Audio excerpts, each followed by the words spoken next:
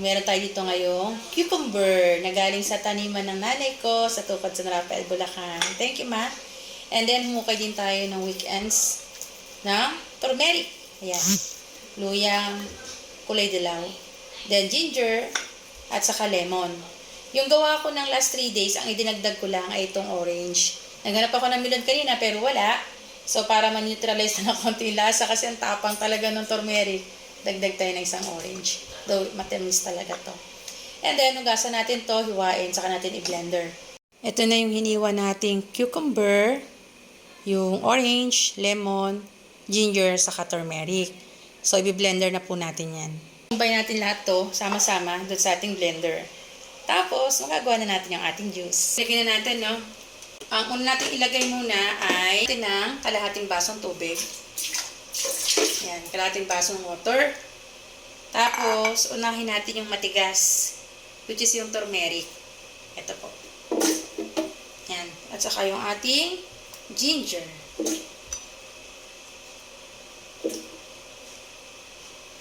Kasi matigas sila. Okay, dahil chunk sila, dahan-dahan muna. Dahan-dahan lang muna. Yan. Dahil nadurog na yung ating ginger sa turmeric, isunod na natin yung ating cucumber. Ilagyan natin yung cucumber. Ayan. Ang dami, no? Parang 6 na piraso to. So, parang kumain na rin ako ng cucumber nun.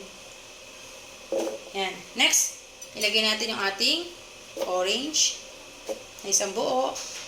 At saka yung lemon na isang buo.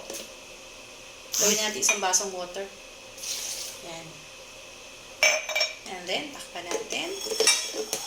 Dahil chunk ng ating cucumber, ito muna gagamitin.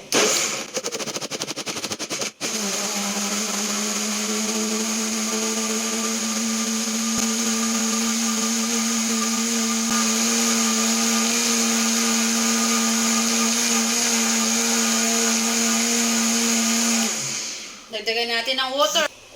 Baka masyado maraming fiber to kapag konti yung water. Parang kanina nasasabid pa ako eh.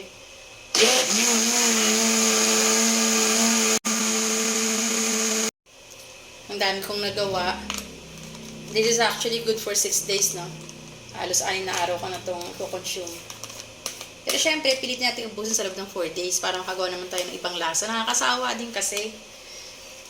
Hanap pa rin ako ng melon. Ang hirap humanap ng melon eh. Ito, abaunin ko bukas sa school. Pero kakalahati lang. Okay. So, yun po yung paraan paano gawin yung ating blended juice na gawa sa cucumber, lemon, orange, and ginger and turmeric. Okay po?